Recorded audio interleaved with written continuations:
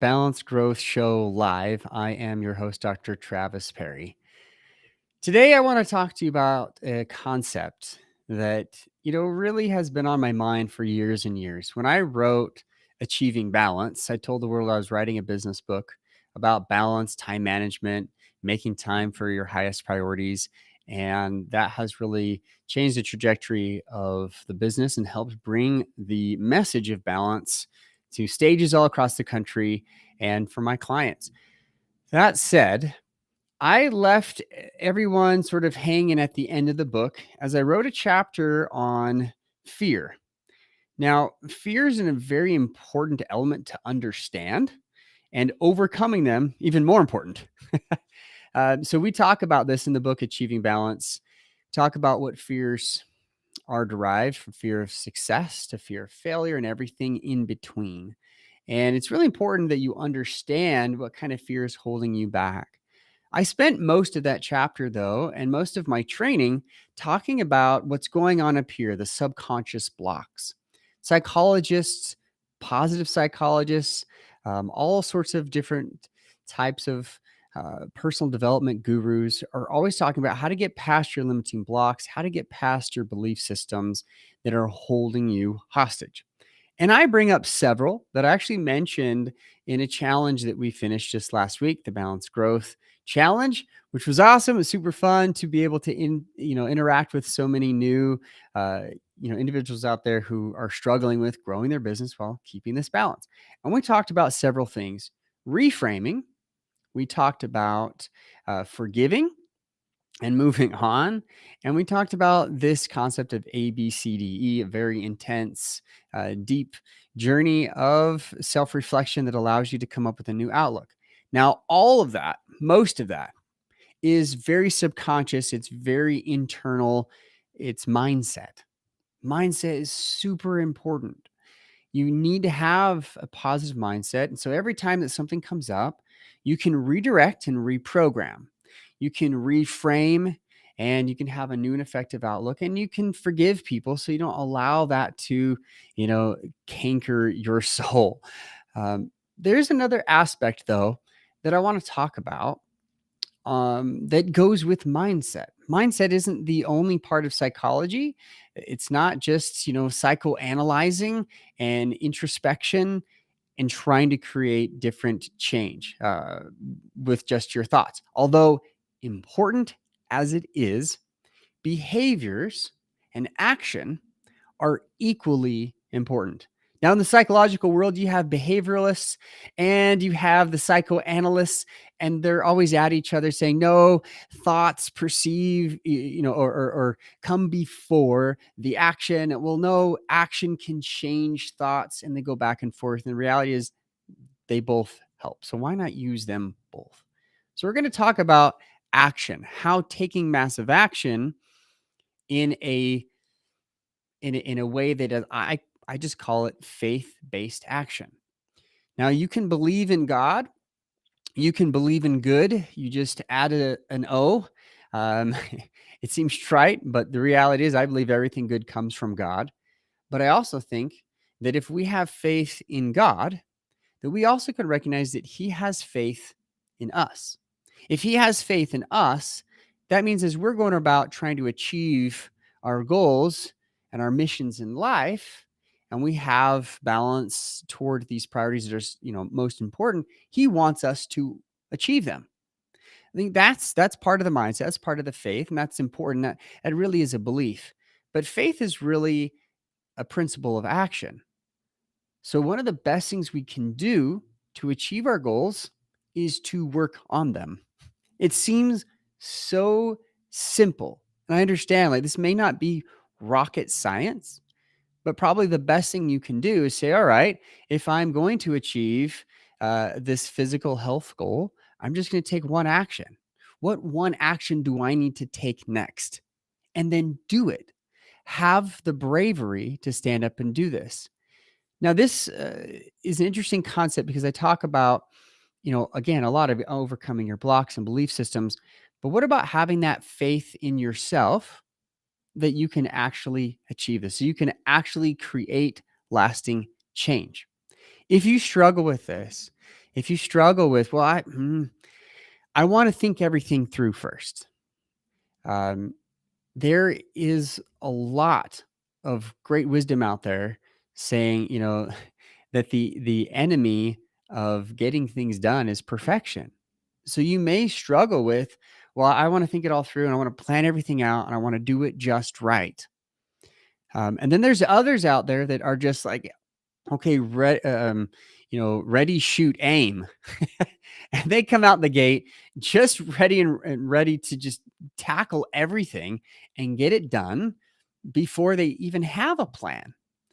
I'm not saying one is right and one is wrong, but taking action is crucial. Having that faith in yourself to take that action is even more imperative so that you can actually do something. So, what do? Well, as I teach about goals and priorities, look at your goals and priorities and ask yourself daily, weekly, monthly, yearly, what is it? One thing I can do, one thing that I can actually do that is measurable. So I can go back and say, I did that or I did not do that at all. And that's what you start aiming for. It doesn't have to be an elaborate plan.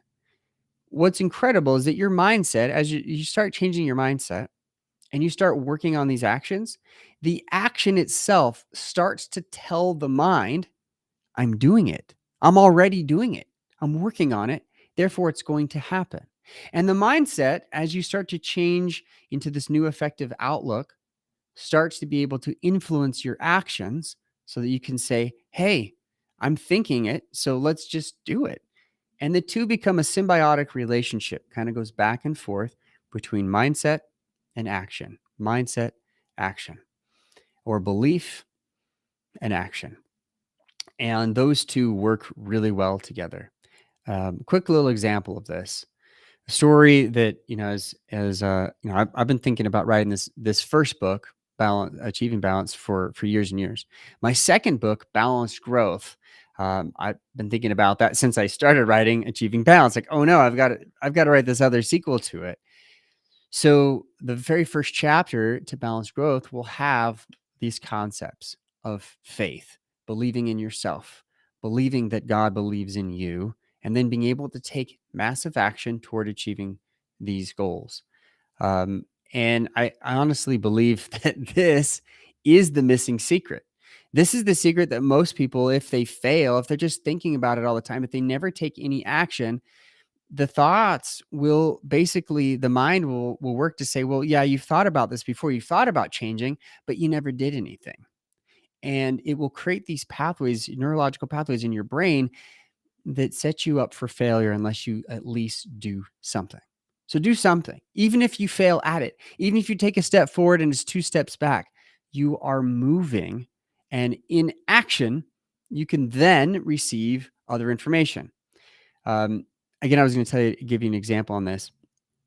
When my wife and I decided this was the business that I wanted to go after, I actually signed up for a course. Signed up for a course offered through my church about how to grow a business. And it was a new course that just came out. And as I was going there, and she was in the car, she was coming with me. I was like, hey, I want you to come with. I want you to be, supportive in this. And she's like, great. She thought I was teaching the class. She thought I was the one because I've been doing this for years, but I just decided I needed to take and get some action. I needed some help. I needed some coaching. So I signed up for this course. And the interesting thing is that course itself, I have the certificate, is one of the best things I've ever done because it just put me in the driver's seat. Once I got in the driver's seat, then I realized I needed coaching on marketing. I needed some coaching on how to write a book. I needed coaching here and here. And I started to assemble my team, and then I started hiring people to help me as the demand increased. So as you act, as you put yourself in that driver's seat, other things will come into play into your life, or other people a lot of the time, to help you to achieve these goals that you set for yourself. Hope this has been helpful today. Mindset, super important to get past those blocks and belief systems. Behavior, super important to then be able to take action, to tell your brain that you're actually doing what you set out to do. And the two, the hope, the belief, and the faith or the action work together in a symbiotic, beautiful relationship.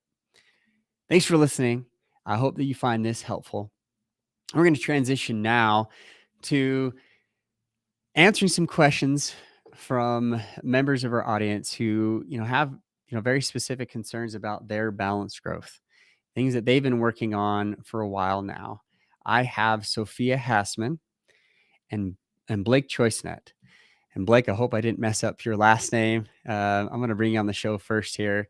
How you doing, Blake? How are Doing things? great. It's Schwann, but it's French. If you pronounce it correctly the first time, it's probably because you're fluent in French. You know what? And this was a classic mistake. I always ask my guests before help me pronounce your last name, and I saw that and just went for it. So, Schwane, I would have never guessed that. I love it. I appreciate you being so forgiving on this concept. Blake, tell us just real quickly a little bit about you and your business. Just give us a quick intro. Yeah, I studied from an academic perspective, engineering and music, and was kind of all over the place. Ended up working in the engineering world, and then got into real estate investing. I kind of figured out the science of real estate investing. Retired at 32, and then I started.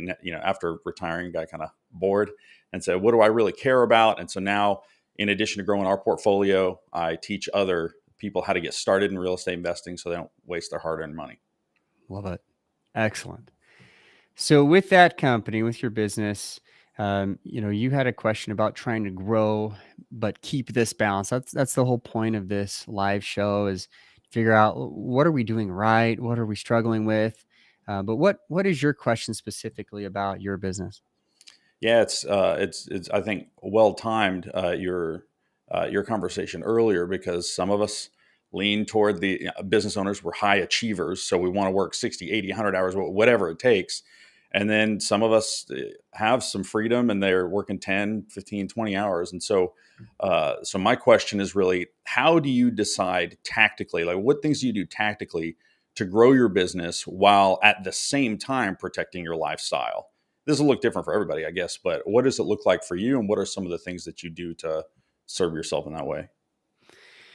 Yeah, so I think, tactically, this is a really great question because, what are you doing to grow this business and protect your lifestyle? That's exactly what the balanced growth method is. So, number one, if you have a great boundary system for your lifestyle, for your personal life, that is going to protect you from some spillover. I know in real estate, and Blake, I'm not throwing this out here for you, but just in general, most agents, real estate agents, I'm just talking about the industry in general, they struggle with balance. Um, they're doing work at odd hours. Their clients are calling them. They actually really struggle because they feel like, well, if I'm not available for everybody, then I'm not going to get that deal, right? And so because of that, I think they struggle with having normal business hours. Would you agree with that? Yeah, 100%. Yeah.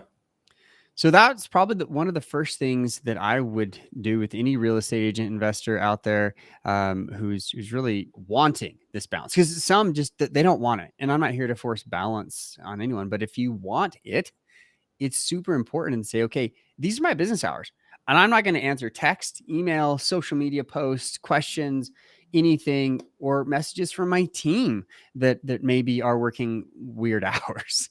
I'm just not. And once you decide that, these are your working business hours, that becomes firm. I mean, think about doctors, dentists, other professionals, lawyers, etc. Imagine if they're taking phone calls at 10:30, 11 o'clock at night from all of their clients. Like, in a rare exception, if they're on call and there's an actual emergency, they'll do it, right? But that's the exception. I've seen people who have had to leave meetings, board meetings or community meetings, and they're like, "Yeah, I've got to go. This is an actual emergency." I'm like, "Okay, you're a doctor, go take care of it." But otherwise, boom, like these are their boundaries. So I would say start with protecting your lifestyle, your personal aspects first, and know this is my business hours. Now, most people, if you there's a law, I think it's called Parkinson's law, where we will actually work the amount of time that we put into our mind that we think needs to be done. So if we say, okay, this project, it's going to take me 3 months, it will take you 3 months. But if you take that same project and say, I'm going to do this in a week, you'll get it done in a week. You'll move everything else around, right? Because that becomes higher priority. So if you think of your business in the same way of what's the most important things that you do at work, your highest priorities at work, make sure that you do those first. And you'd be amazed once you set those boundaries, like I'm only going to work 40 hours, let everybody else work 90, whatever. Like I'm going to work 40 and be more productive. If you can work in your top 4 or 5 most important activities at work, this is the tactical side. Okay. If you can do that, the other things can wait. They're less priority. You can delegate, you can automate, you can delete them, you can minimize those top 4 or 5 activities that I call your sweet spot. And this allows you to actually be more productive. See, this is this concept that so many people, they think if they work less, they're somehow going to make less. And it's just not true. Not for those that understand priority. So hopefully that makes sense. Set your boundaries, your working hours, be more productive in that time, and be faithful to that setup that you have. And what'll also happen, by the way, is then other people will respect your time more. Like, oh, Blake doesn't answer at 2 a.m. He's not going to take my call at 10:30 at night. He's with his kids, or whatever it is that you're doing, people will start to get the hint. And over time, as you stay firm in those convictions, people will respect it. Great. Thanks. Absolutely. Hope that was helpful for you today. Thank you for being on the show, Blake. Of course. Today, we also have Sophia Hassman. Sophia, she had the privilege of being in our Balanced Growth Challenge last week, and we really enjoyed having her and chatting with her a bunch. But Sophia, tell our audience a little bit about you and your business and what you do. Yeah, thank you for having me, Travis. I am a sole consultant that's helping governments, municipalities with their revenue and tax administration.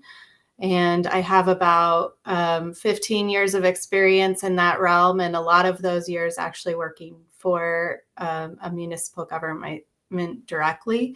But now I'm out on my own trying to, help the smaller governments, help the turnover and the challenges that they have to get people to pay them money and understand what they need to pay. So, Gotcha. Yeah, that's a little bit about my business. That's fantastic. Now, what question might you have? Because I know we've been through a lot, and some of these things are kind of old hat, but this is interesting and timing wise. Now that you've had some time with us through the challenge to learn a few things about the balanced growth method, tell us your question, how this pertains to you.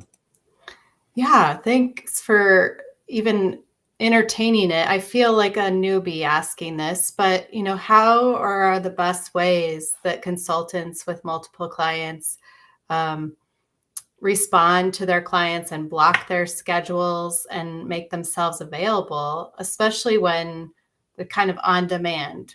So people have questions. I have a question. Like, how do you fill that into your schedule and make sure that you're not over exhausting yourself, I guess? Yes. Yeah. So this is a consultant's not nightmare, but the cycle of getting business. You have a product, right, or service. You come up with this product. You want to advertise it, and so you market it and you do some things there, you network, and then you get to the sales part and you bring new clients in. So kind of the fulfillment, marketing, sales. I've talked to literally thousands of individuals who are in consulting in some form or fashion: real estate, financial, accounting, mortgage, you name it. We've kind of been through all that, and it's very, very similar. And somewhere along the line, out of those three, there's some type of block, and that blockage in one of those three areas will cause everything else to back up. As a consultant myself, when I first started doing consulting and coaching, this is what I was doing. I was meeting with everyone individually, one-on-one, training them on every single concept. I had no book. I had no video online training. I had no resource for them. I would maybe send them some books once in a while, and I would give the very same training to different clients. Now you can imagine what happens. Well, I got stuck in fulfillment. That was my bottleneck, right?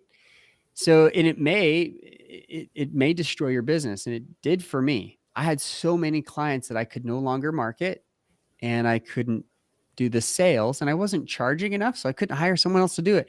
I basically just shot myself in the foot. And what I learned from this, and I actually hired a consultant who said, Travis, what are you doing? Like, if you're teaching the same content, record it, put it somewhere in a blog, in a video, in a book. It doesn't matter. Put it someplace. Ask your clients to visit that and give them some direction, and then meet with them. Well, that was a good step in the right direction. But I was still meeting with one-on-one a lot of clients. And so my time, how can I respond to these people? So I did several things. And it usually comes from hiring someone else who knows what they're doing more than I do. And I've hired several consultants, coaches, mentors throughout my life. And one of them said, hey, why are you doing all this one-on-one work? Why don't you create a group? And in that group, you can answer most of the questions, and a lot of them are the same.